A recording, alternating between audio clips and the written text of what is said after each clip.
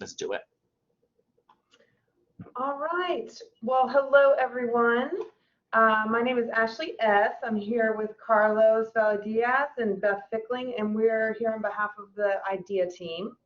For those of you who may not know, the IDEA team is the rebranding of what was formerly known as the Diversity Support Team, which was started several years ago. Actually, Yvonne and Annette, you may be able to better tell me how long ago that was.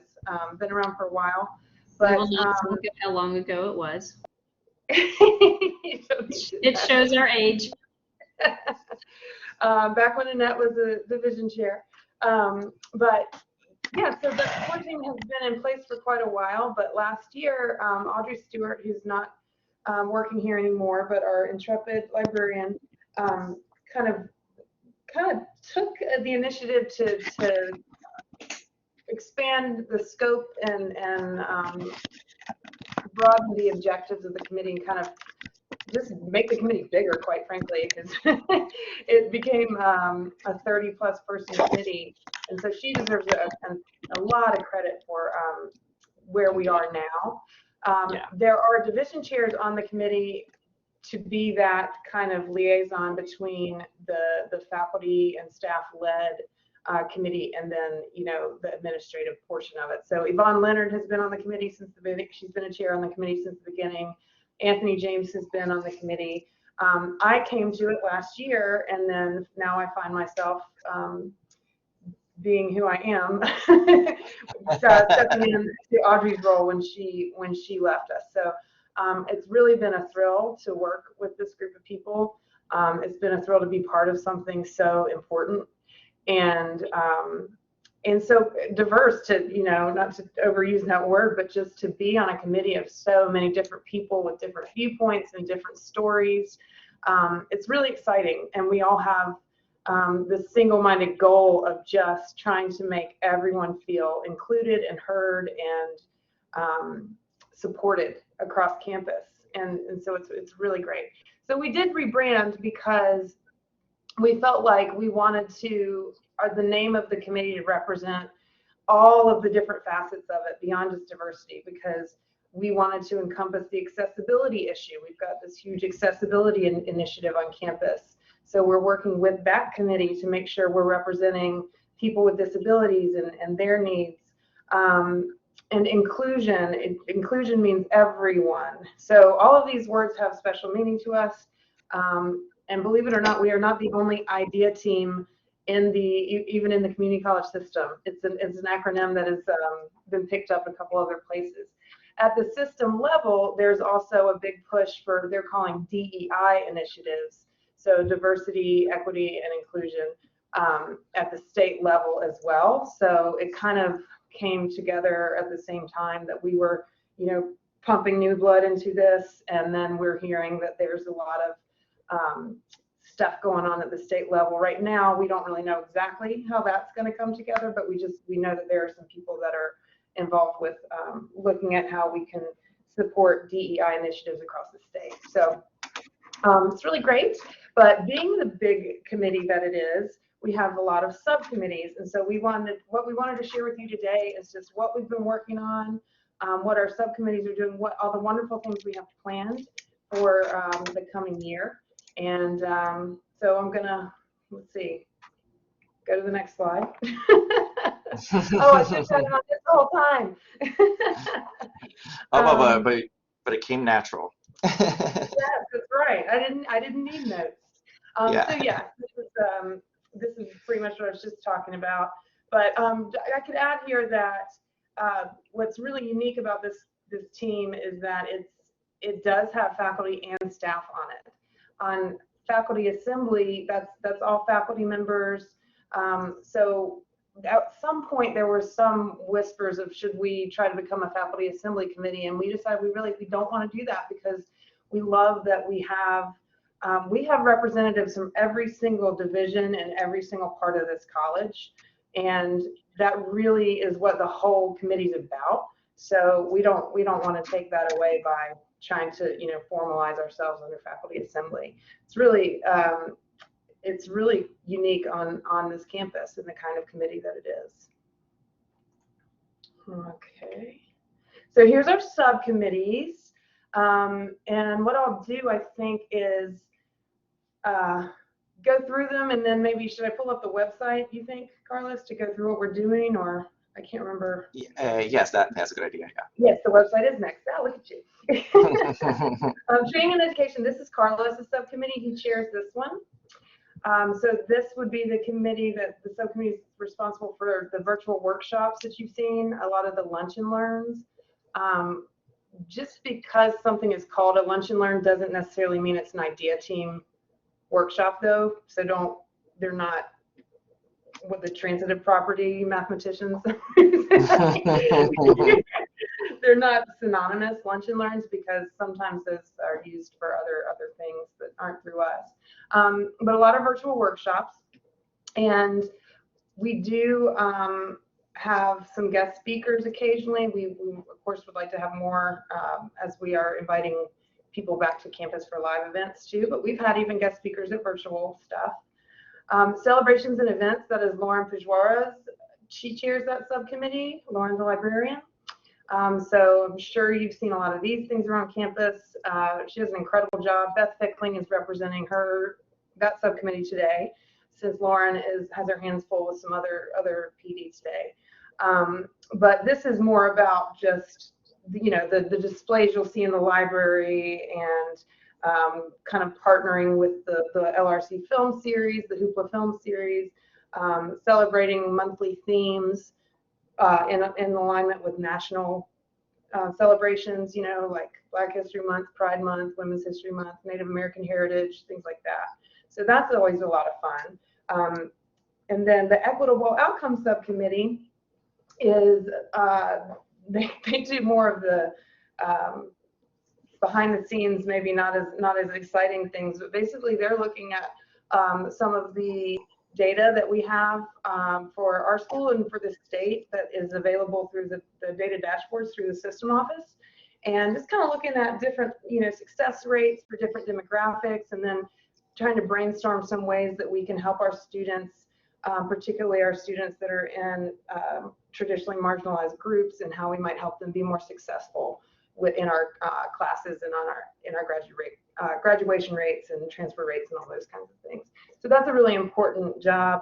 That subcommittee is still kind of coming together with what we are able to do and how we might be able to work with instructors and administration, and trying to just provide the best support we can for our students. I'm sure working with MMSI as well, working with the ADA coordinator, that kind of thing. So those are our three main ones.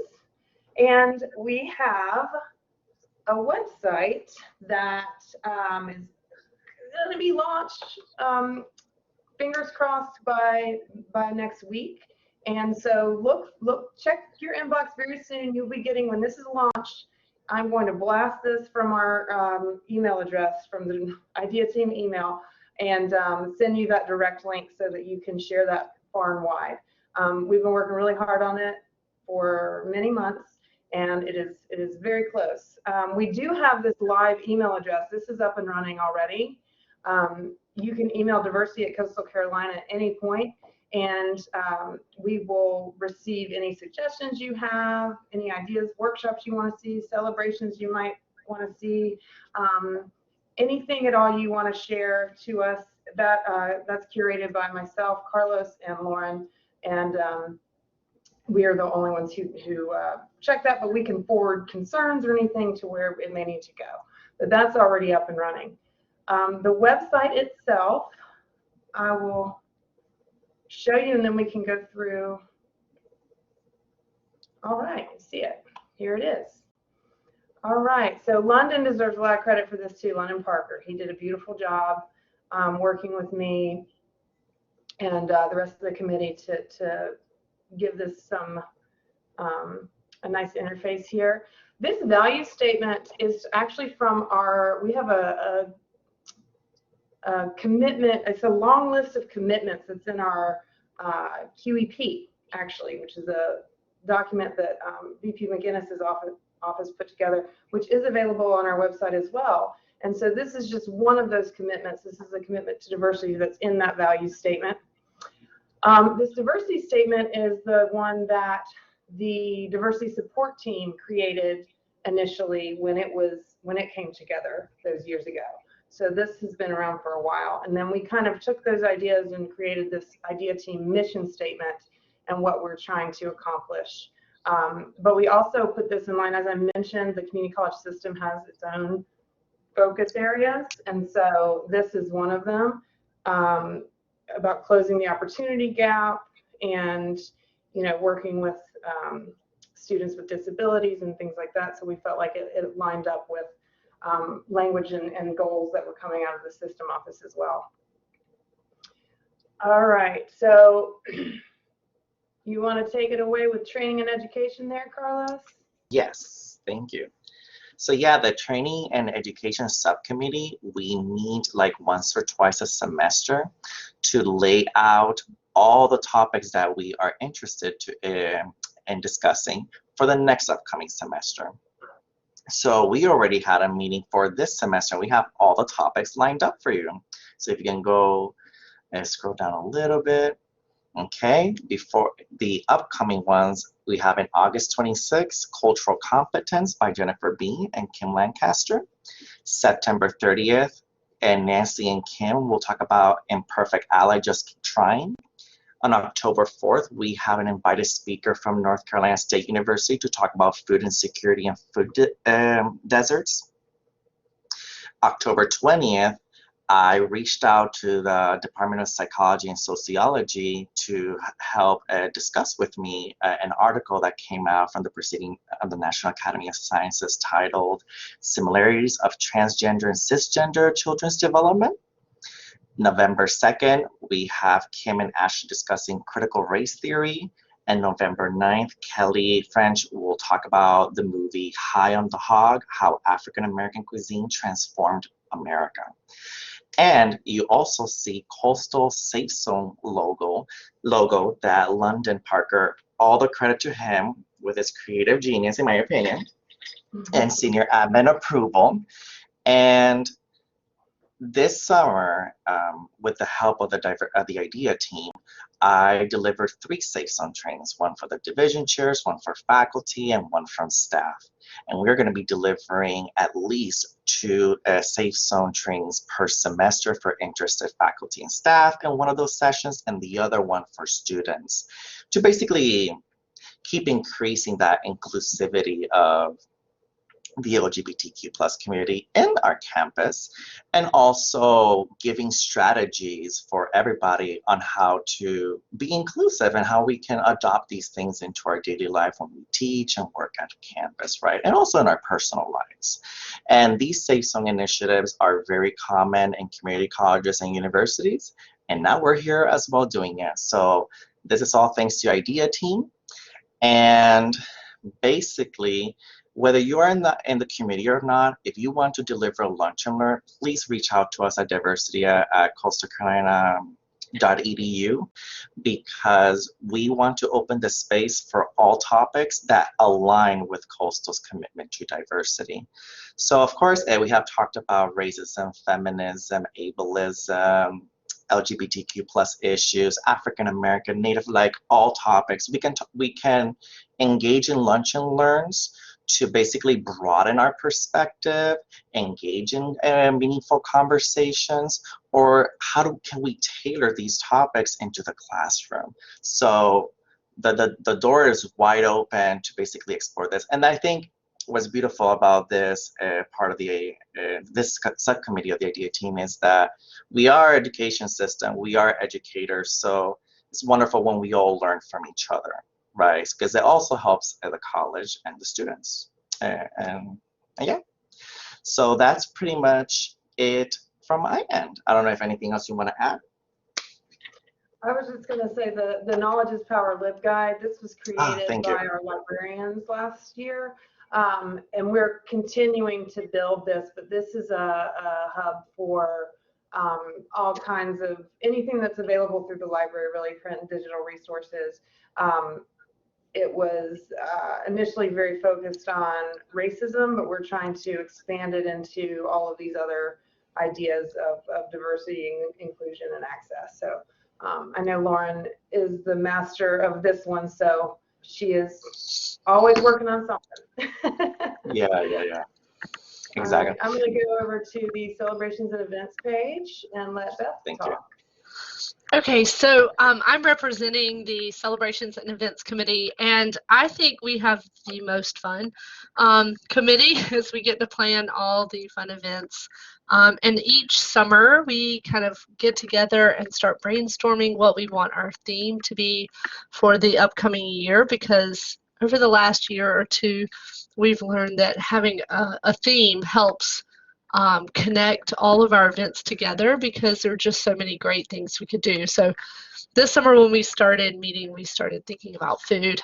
And we talked about how food brings people together and creates commonalities and unity. And so what we decided to do is create a celebration theme around food. So we are calling it Around the Table: Foodways, Folkways, and Diversity.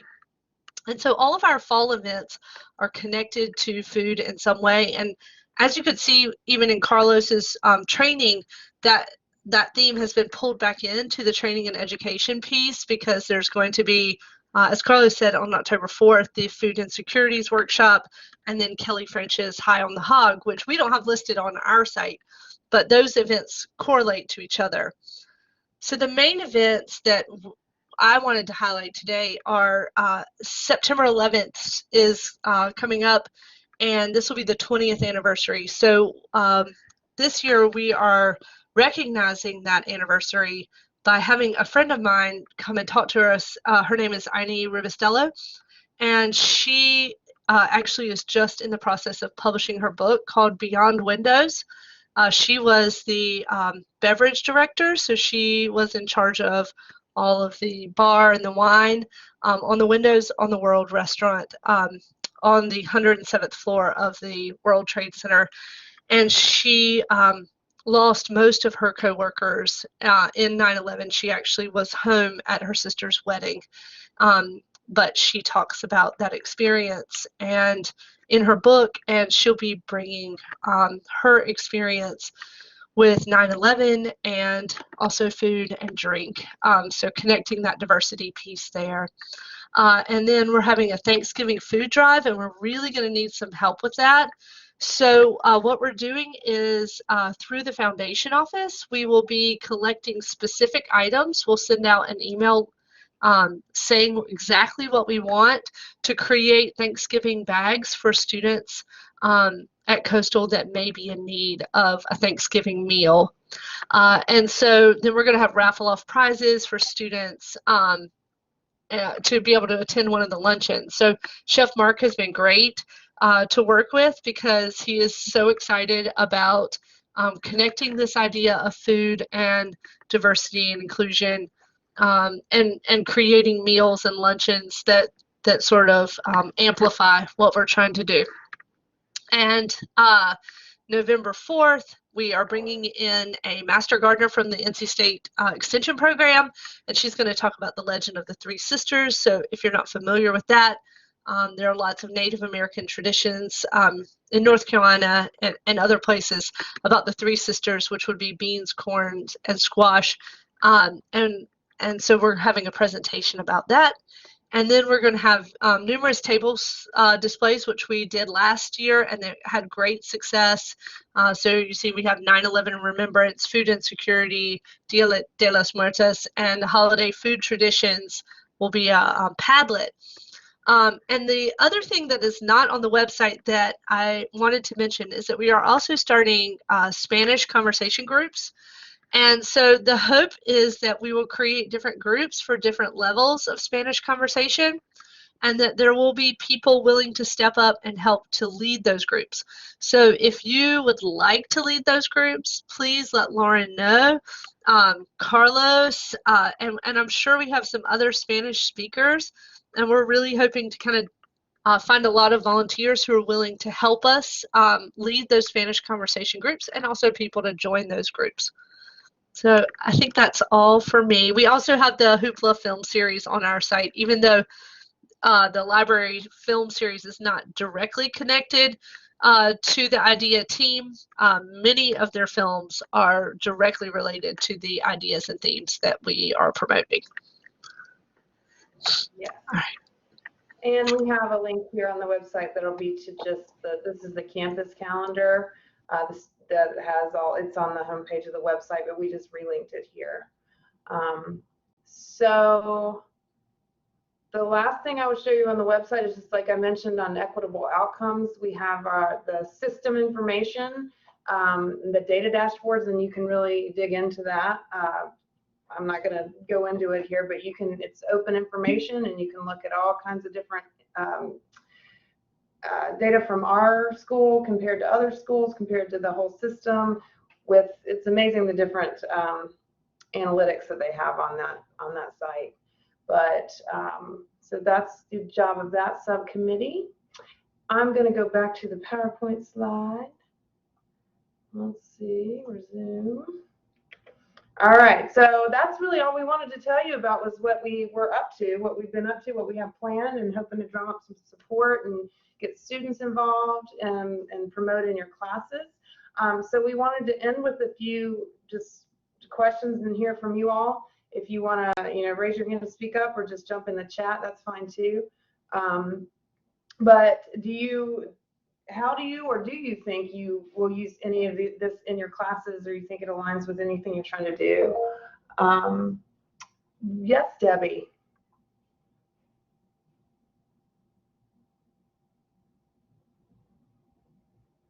Debbie, you gonna talk?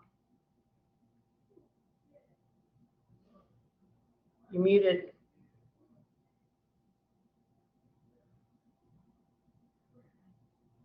I don't know, maybe that was inadvertent. Okay, unmute yourself. All right, anybody else? You had some ideas or any of these questions really? What we're really looking for here is how to make sure that this team is serving the whole campus community.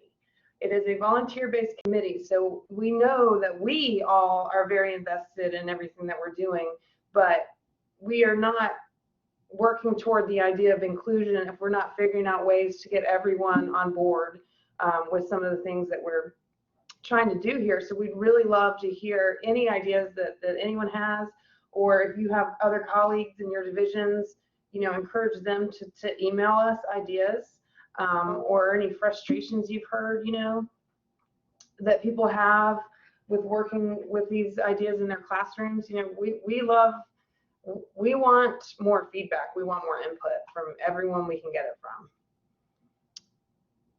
Yeah. So you're doing the food theme again, Debbie. You've done that in the past.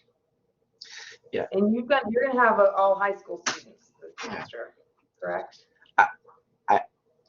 I did want to add that with the current topics that we have discussed last semester and now we're discussing this semester, it would be wonderful to keep expanding the scope. For example, a talk related with art. Now I see Anna here. With math, I see Sam here. Political science with Stephen. English, anything that you have seen in your article, and like when you do your own research or your academic background or what you teach, that can also add to that pool of different voices to add to the same initiative, right? It's a wonderful opportunity. We have lots to grow from here. And that's a good point too, Carlos. I would ask, when I pointed out the LibGuide that Lauren works on, if you come across an article or something that you think would be of interest to put in that LibGuide, just send it to the diversity email. Doesn't mean you're joining the committee, doesn't mean you're volunteering to lead a workshop. We're just trying to collect resources. So that'd be a great way to pitch in if you're not, with anything that you want to, however minor your contribution might be, it would be appreciated for sure. And as Carlos said, you don't have to be on the committee to do a lunch and learn or to be a participant or a moderator or something like that. Thanks, Carlos. And I would add the same is true for the celebrations and diversity. If anybody has any ideas carrying over into the spring, we'd like to keep the food theme going. So, if you've got any ideas of food and how, and relating it to your discipline or ways that we could continue the theme into the spring, please let one of us on the committee know. It's Lauren, Nate, myself, Tanisha, and there are probably a few other people that I'm not thinking of. I'm just Lauren's foot soldier. She's the leader. But let one of us know, or send it to the email and it will go to Lauren. Yeah, because but technically we're also like a resource. Like, hey, use us. We'll be here for you. Yeah, I want to incorporate this into my class, but I don't know how, or I don't know how to talk about this in my class. It's sensitive stuff that we're dealing with.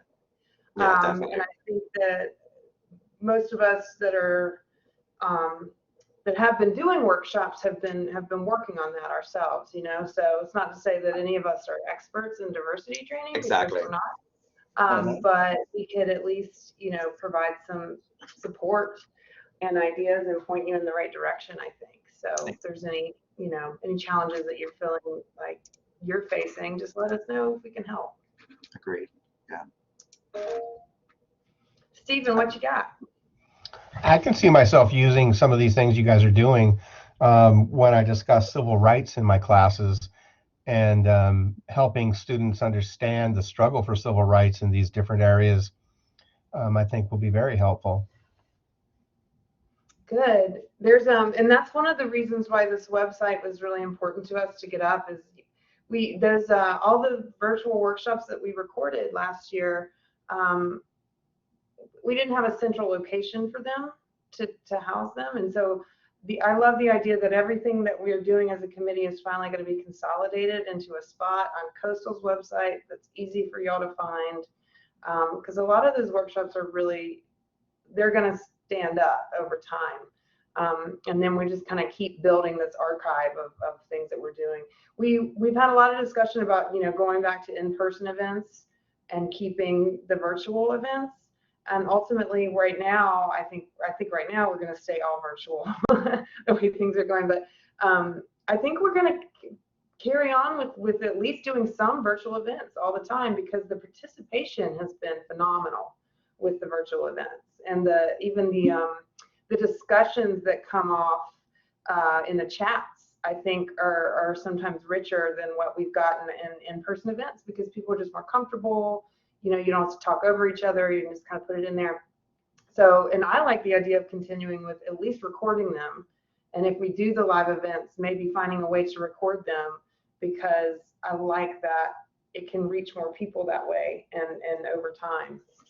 So we've been talking about that a lot too, getting involved with, or even live streaming things, just trying to take some of the things we've learned out of this pandemic and how to use this technology to our advantage and reach more people. It's been a slight silver lining.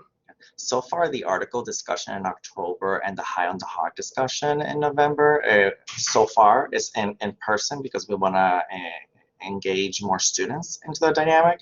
But of course, if things in the pandemic still get worse, then we go back to all virtual. But for now, it's in person. That's right, but it's not until, we decided to wait until October was the earliest we would do in person, right? Yeah. Good. Yeah, I mean, we want to get back to being together. This is not forever.